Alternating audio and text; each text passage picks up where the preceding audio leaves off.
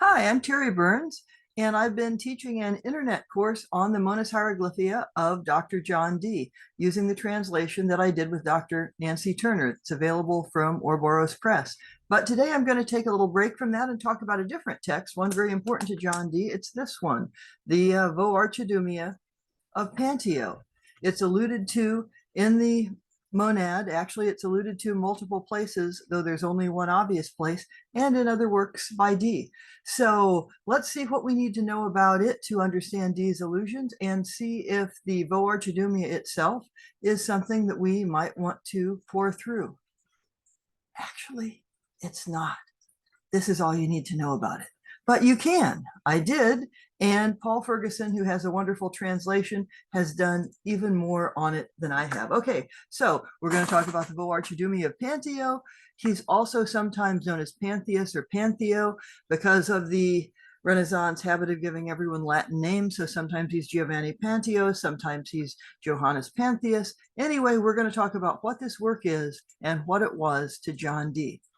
So if you're taking my class on the Monas, in the letter to Maximillian, you might know the place where Dee writes, if our hieroglyphic monad's 21st theorem would give satisfaction to a Voarchadúmus, himself a minister speculating upon Voarchadúmata, he will grant that his peregrinations need not take him to India or the Americas. It's like, what? Now, there's already a lot there we need to unpack. I'll have a whole video just on the 21st theorem, and I have below a link to a whole wordplay video about what he's doing here with Voarchadúmus. But the first and most obvious thing is it's an allusion to this work of Pantheus. So that's what we're going to talk about here. There's other word plays in here, like a play on magus, or a magical adept who's very wise, Adam, because of the interest in Adamic languages. But I didn't give you the end of the quote even. I'm sorry, for the sake of philosophizing. Well, that's what we're doing here, right? We're philosophizing. As I've said, this is a direct allusion to the Voarchadúmia. That is a work that Dee was gifted, and he heavily annotated his copy, which is in the British Library. His marginalia has been analyzed by a number of people, and one of the interesting things is his monad symbol. The one that we're analyzing in my other videos is written in the margins. This is in the time period right before he's writing the Monas, where he says he's gestated on the ideas for 13 years. And indeed, he's written another whole set of theorems where there's over 200 of them instead of 24. That's the Propaedeumata Aphoristica. So with these annotations, the obvious thing to ask, or I think a reasonable thing anyway, is what on earth is Dee looking for? Some possibilities include his focus on sacred languages, like the language spoke by God to Enoch. And some people thought, before scholars looked closely at what Dee had actually written in the margins, that maybe that was why he was just fascinated with Panteo, because Panteo had this Enochian alphabet. The Enochian alphabet Panteo has, we'll look at, and it is nothing like the one that Dee and Kelly come up with 2 decades later, but we'll look at it. But the focus on sacred languages is obviously something Dee is really interested in the hieroglyphic monad. And also there is Panteo's ability to talk about something that sounds like physical alchemy and indeed works in terms of metallurgy, while he insists, it seems, that that's not what he's doing. We'll look at the title in the title page in the next screen and notice the words in it. Voarchadúmia contra alchemiam. It seems like he's saying this is against contra alchemy, although actually you can think of it as more like a comparison contrast, like in contraposition to, that is how his Voarchadúmia compares to regular metallurgy, is the way that I would take it after studying it a little, but not near as much as Paul Ferguson and Hilda Norgren, whose work we're going to talk about soon. What he's doing linguistically here today just looks kind of foolish. He says this is a word for gold that he's gotten from the Indian subcontinent. He calls it Chaldean. No one has been able to find any Chaldean word. if you look at my video just upon the wordplay in this section of the monad with Voarchadúmia, I talk more about that. This is bet adumath, is sort of passable Hebrew for a house of two reds. This is plural for red, but that's also a pun on Adam. Not even a pun. In Hebrew, it just is Adam, red earth, lots of other things. Okay, so this is not the only place in the monad where D is going to allude to Panteo, and I'll come back to that before all of this is done. Here's the title page of this wonderful introduction by Paul Ferguson. Thank you, Paul. He did all the work here, so you don't have to. Now, I felt when I was translating the hieroglyphic monad that I needed to read this book in Latin. A lot of times you learn things, and the main reason you're learning them is to find out that someone else was right.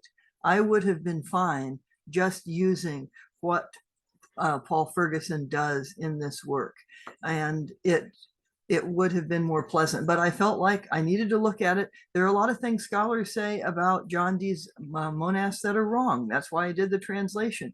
But the Latin in this work is not nearly as subtle. And so let's just look at what Ferguson says about the Voarchadúmia and its reception. In the intro to his translation, he says that it may be the first printed work that tries to achieve a kind of rapprochement between alchemy and the system of mysticism known as Kabbalah. Well, the Sefer Yetzirah, as I've talked about in another video, is one of the big influences on Dee's monad. Interpretations have been kind of messed up by scholars insisting that Dee couldn't know the Sefer Yetzirah, and they're just wrong about that. So this alone is one reason why Dee would be interested in the Voarchadúmia. He says it offers a new theory of how alchemy works in the light of Aristotelian principles. Dee also uses Aristotelian principles. He's much more Neoplatonic by far than Voarchadúmia or Panteo is, but it would be of interest, just not as of intense interest as this. Because what does, now Panteo may not have known the Sefer Yetzirah actually, but what does that allow Panteo to get into? Lots of gematria, and Dee loves gematria. This is one of the very first metallurgical treatises. Oh, let me talk about that a bit more. Back before most of us were born, let me check and get the reference right. 1953, a Dr. F. Sherwood Taylor actually analyzed the metallurgical practices in the Voarchadúmia, and you know, some of them hold up. He finds it a kind of inferior method. Well, technology's improved a lot, but an inferior method of separating metal, working with metal, but the metallurgy does hold up, and there are lots of nice drawings.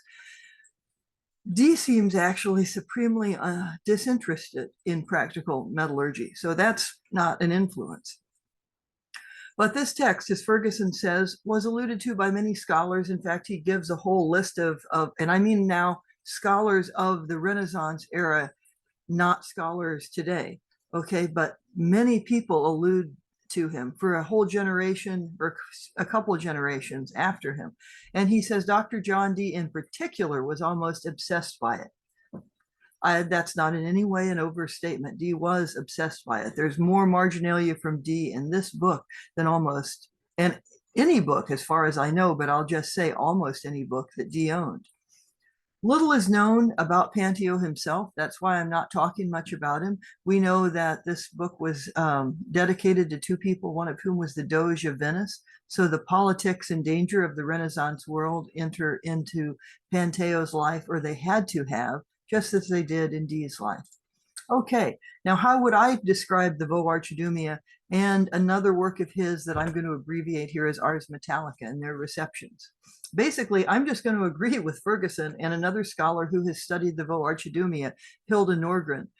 The Voarchadúmia today, in my opinion, is mainly of interest to us in seeing how it inspired John Dee. Dee comments upon the Ars Metallica, not in the margins of the Ars Metallica as far as we know, but in the Voarchadúmia. So what he's doing all the way through is comparing the two works and noting differences between them. it's not 100% clear the relation between these, even though this book has Voarchadúmia in its title, that the title seems to translate as the art and theory of the transmutations of metals with the Voarchadúmia. Yet between the time that one is written and the other, Panteo seems to revise his ideas a little. Now, if you want to really dive into that, read Ferguson and Norgren. That's all I'm going to say about it. And there's information about her article in Ambix. Panteo's Latin is pretty clunky. It's not a pleasure to read. And his edition is, it's kind of funny if you're easily amused that he goes to all this work, and it's a lot of work. And sometimes his gematria is off. Ferguson points this out, and I thought, oh, that can't be true. So I went through, no, Ferguson's right. Sometimes Panteo adds things up wrong. It's, you know, I guess it's slightly embarrassing, but then you've seen some of my screens here that have typos. So maybe that's what was going on. Maybe noticing that was what got Dee so fired up that he wrote this letter to the printer, to Sylvia, saying, make sure you get everything right. But Panteo is focused on certain numbers that he feels are significant. One of them is 72, and I'm going to talk about why that might be. Okay. There are 2 Hebrew alphabets. They're recognizably Hebrew alphabets. So that's 2 of his 4 alphabets. And his 4th alphabet that he calls the first one, because he's kind of going back in time, it's his 22-letter Transitus Fluvii, which means crossing the river in Latin. And he says that is the alphabet that God gave to Enoch. How does he know? I have no idea. This is the whole title of the work that I've been calling Ars Metallica, by the way. The Ars et Theoria Transmutationis Metallicae cum Voarchadúmia. All right, so let's talk about John Dee's interest in Panteo. Dee was interested in both of the works, as I've already said. Now, this one, the Ars Metallica, had a lot of notes in Greek and Hebrew. Mainly what they are Greek and Hebrew words for Latin terms. Now, if you're studying the monad with me, you can see why that would just fascinate Dee. Dee loves to make these kind of comparisons. So,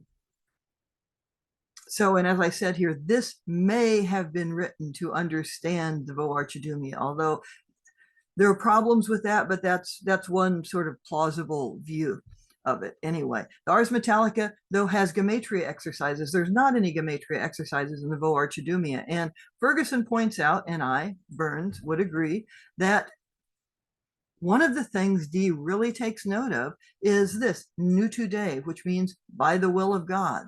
Now, it's a weird way of saying by the will of God, which is why it stands out. And the Latin gematria here is nutu, is 72.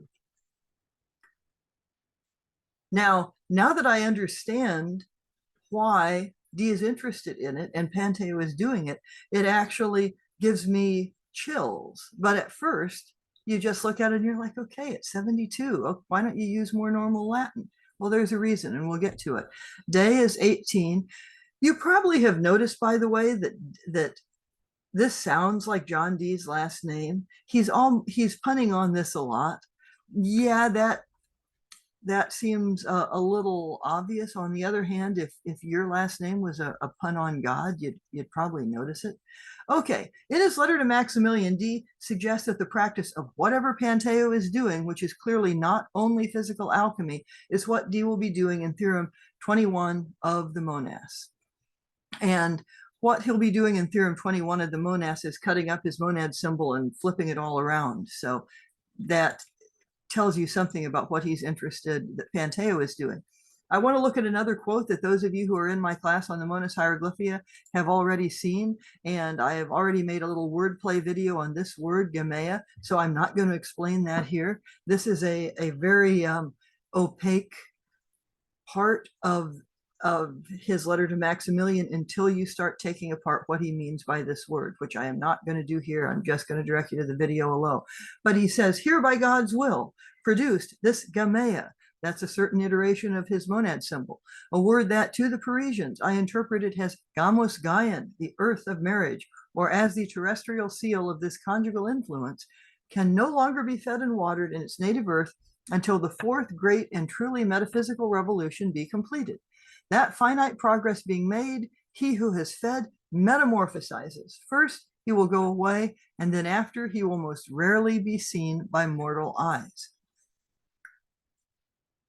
This whole quote is of great interest, but I've already directed you to my other video. Right now, I'm just looking at this. This seems like, hey, this is something we can understand right here by God's will. He writes this as day nutu. Later, he flips it as nutu day. Actually, he uses it 4 times in the monad. And he writes it in all caps, or caps, small caps. Why? In his letter to the printer, he will say, don't change the form of, well, don't change a jot and tittle or yacht and title, however you say that in English. I read words a lot more than I speak them, so I apologize, but don't change any little mark I've made. Why? We'll get to that. He also uses it in his Propaedeumata Aphoristica in the 77th theorem. Dee loves the number 7, so 77 is going to be significant to him. He puts it in the letter to the printer, where I've already mentioned that, and he'll use it again in the 17th theorem, which is a very important theorem, even though he's saying that here he's talking, or before he was talking about the 21st theorem. Now, there are a lot of other more common ways of saying God's will in Latin. De volantis is the most common, but this way of writing it pretty much means God nodded. Okay, God nodded. Well, what do you get when God nods? All of creation by this line of thought. And now we're back to the 72. Those of you who have studied Kabbalah or Gematria in Hebrew probably know of a 72 that is very important there. All right, so pause your video if you don't know and remember it. 72 names of God. That's very, very important in Hebrew. So there's a big thing about 72 right there.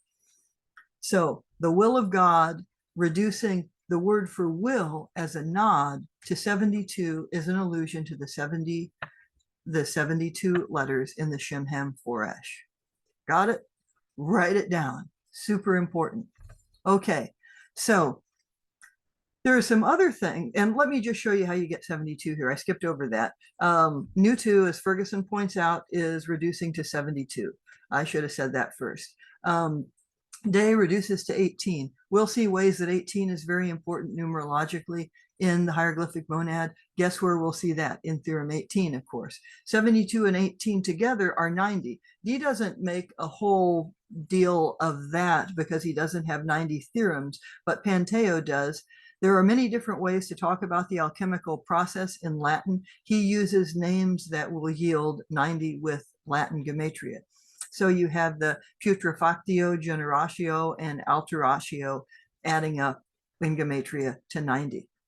Another way 72 is really important is if you view the transmutation of time as a type of alchemy, going from a Bronze Age to a Golden Age, say, or in the Timaeus when all the cycles line up. Dee is overtly talking about time itself as a kind of alchemy. So 72 is the number of years, if you're looking up at the stars, that it takes a star to precess backward 1 degree as they go the opposite way of the regular zodiac that's, that takes 1 year for us to get back for a solar return. A great year goes the other direction, 72 years for 1 degree. So you multiply that by 360 years, you have a great year. Also, in terms of geometry, it's important. You divide a circle 360 degrees by 5, and you get 72. In music, you have a circle of fifths. 72 plays into the circle of fifths. So it's very important if you are into gematria and connections between letters and numbers, which Dee loves. Here is just an excerpt from Ferguson's translation. This is Pantheo's preface as translated by Ferguson. And this is where he talks about the Voarchadúmic art, an art as opposed to alchemy and distinct from archenemy and wisdom. If you want to know what Panteo thinks archemy is and how Voarchadúmia is opposed or in contradistinction to alchemy, just pause and you can read this page. I want to look at the Enochian, and so let me do that. Panteo has an Enochian alphabet. I've written a fair amount about Enochian. I thought that I would actually believe scholars who said, no, the marginalia has nothing to do with Enochian. So I didn't really look at it until I was, at Panteo's Enochian. I looked a lot at Dee and Kelly's Enochian, but I didn't look at Panteo's Enochian until I was translating the Monad with Dr. Turner. So what about the Enochian? Panteo has an alphabet, as I've mentioned, that he says is made of characters entrusted by God to Enoch. It's not Dee and Kelly's Enochian. That's the main thing you need to say about it. First of all, Dee and Kelly don't ever actually call their work Enochian. That's later. They call it an angelic alphabet. And Panteo doesn't call this Enochian either. He says it's an alphabet that was entrusted by God to Enoch. But you can still see the association of, oh, there's an Enochian alphabet here. But the characters look a lot more like Hebrew than they do Enochian. What we have here are two alphabets, okay? This is Pantheus's Enochian alphabet. Over here is Dee and Kelly's Enochian alphabet. This is the one that Alan Moore and I use when we're writing on Enochian. So if you go over here and look at the Enochian of Pantheus, you see that, gee, this A looks kind of sort of like an aleph. The S certainly looks like a yod. This looks a little bit, and these are Hebrew letters that they're looking like, even though they're supposed to be a different alphabet. This looks sort of like a sheen. That looks sort of like a sheen, but they don't look like these Enochian characters. The only place I can see even a similarity is between this angelic alphabet Na and the D that Pantheus has, and even that is a leap. And some things here look Greek, like that looks like the Greek delta. Anyway, there is a comparison of the two Enochian alphabets, and I agree with other scholars who say they just don't look anything alike. And where people have thought they looked alike comes from calligraphy. We don't write things out using calligraphy much anymore, and I think the calligraphy flourishes are what some people say it makes them look similar. Now, and that's just because the writing is stylized. Now, another person who has written a lot about Enochian and has a great long book on it is Aaron Leitch, and he also wrote up a comparison, which I have the link on for here, and I'll put it down below too. But as an Enochian magician, he concurs that these alphabets really don't look alike at all. So what's our conclusion here? Well, I'll tell you what my conclusion is anyway. Panteo's work was obviously of interest to Dee. We know that from the marginalia. And it's especially of interest to the work that he was doing in the Monas Hieroglyphica and the Propaedeumata Aphoristica. It is not of real interest to what he and Edward Kelly do later in their scrying and Enochian work. The influence concerns sacred languages and gematria as parts of spiritual alchemy. He has less influence when it comes to sacred geometry because Dee is already the super expert on that. And he doesn't have real any influence in metallurgy because Dee just is simply uninterested in metallurgy. Dee will say, he says somewhere, I forget where, that he did some practical alchemy as a teenager, although there's no evidence of that. And then when he and Kelly are traveling around, he tries when he's in Bohemia to do some physical alchemy. But that's about it. He's just not interested in the physical metallurgical parts of alchemy. Panteo, like Dee, was affected by life and death political issues. So that's why he's seeking the Doge of Venice as a patron, and why Dee is seeking King Maximillian, who becomes Holy Roman Emperor, and then Elizabeth I, Queen of England. Dee wound up in the Tower at one point. We don't know enough about Pantheo's life to know really much of anything about him, but simply the fact that he was interested in alchemy means he would have been very careful given the politics of his time. You can learn all you need about the Voarchadúmia by reading Ferguson and Norgren. I apologize to Panteo, but his work was just not that fun to read at all. I read it once in Latin. I'm probably not going to read it again. I much more enjoyed Ferguson's translation. Call me shallow.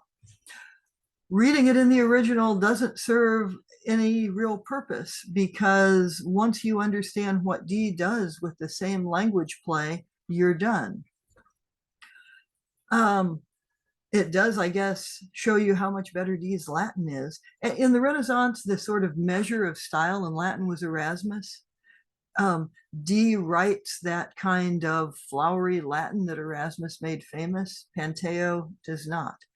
And Panteo's Enochian, or the alphabet he says was given to Enoch, has little connection to Dee and Kelly other than being a descriptor. All right, that's all I've got for you today. Hope you enjoyed it. Bye-bye.